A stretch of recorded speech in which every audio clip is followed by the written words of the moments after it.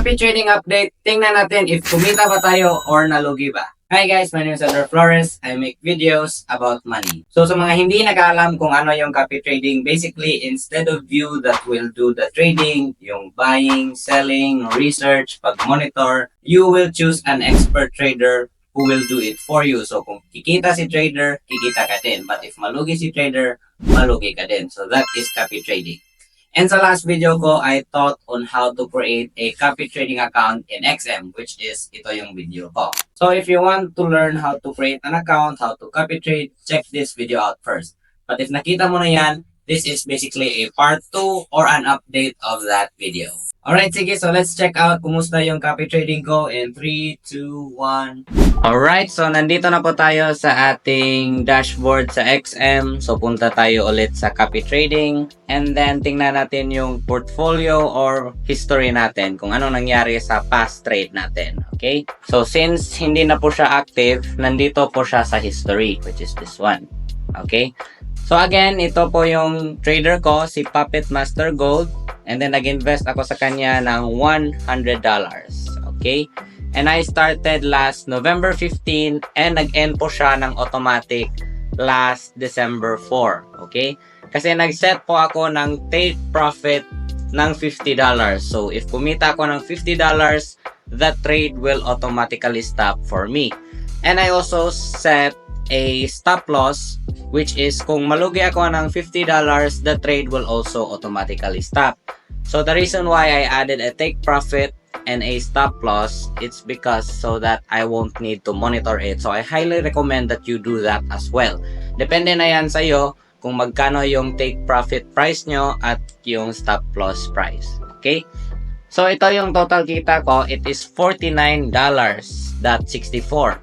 And since meron itong fees, like the one I mentioned sa last video natin, this is how the trader will get paid from you. Okay? So again, kumita tayo ng $49 minus $9.92. So basically, that's how my last trade went. And ngayon, meron na po tayong extra pera. And then meron na din tayong extra kita. So we have a total of $239 here. We are just going to reinvest it once again. So since nagustuhan ko yung performance ni Puppet Master Gold, I will invest in him or her once again. So I think nandito pa rin siya sa low risk. Okay, so nandito siya. So sa last time, hindi marami yung naka-invest sa kanya. And then ngayon, ang dami nang naka-invest niya. So 485 investors, $155,000 na ang naka-invest sa kanya. And then yung own funds niya is $1,000. So I think tag-increase din yung drawdown niya. It's 37%. But for me, yung risk score niya is still very manageable para sa akin. Okay? So again, ito yung statistics niya as explained sa last video. And yung minimum investment sa kanya is $100. So what we are going to do here is that we are going to invest our whole balance here. So again, meron tayong $239.72. We are going to invest all of this. Of course, don't forget to take your take profit. I think yung take profit price ko dito is $350 and then yung stop loss price ko will be $50.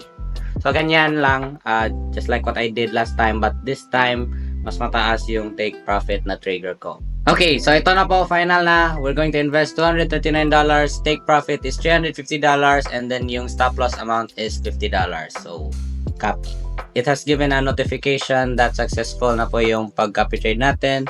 Let's check out sa portfolio na dashboard. Okay, so as you can see from here, dito sa strategies, nandito na yung investment natin. And then refresh lang tayo to see.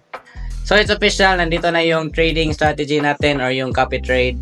Investment natin this time is $239. Last time was just $100. And then, same pa rin yung fees and yung start date natin is December 7. Okay?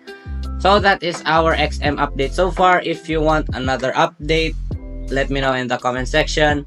As mentioned kanina, in just 18 days, kumita po tayo ng $50 dito sa Copy Trading XM. Again, for those of you who wants to register in XM Copy Trading, all you have to do is go to my Facebook bio or YouTube bio and then click the link tree here. And then click on the XM trading platform.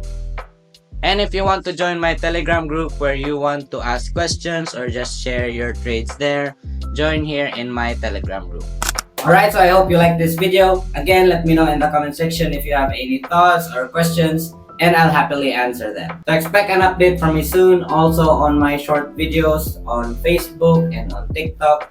And remember guys, to make every grind count. Peace out. By the way guys, Coco update. Focus ba? Ito, nadakdakan ito ng 25 pounds plate sa gym. Ito 2 weeks na na-damage pero hindi pa rin kumita.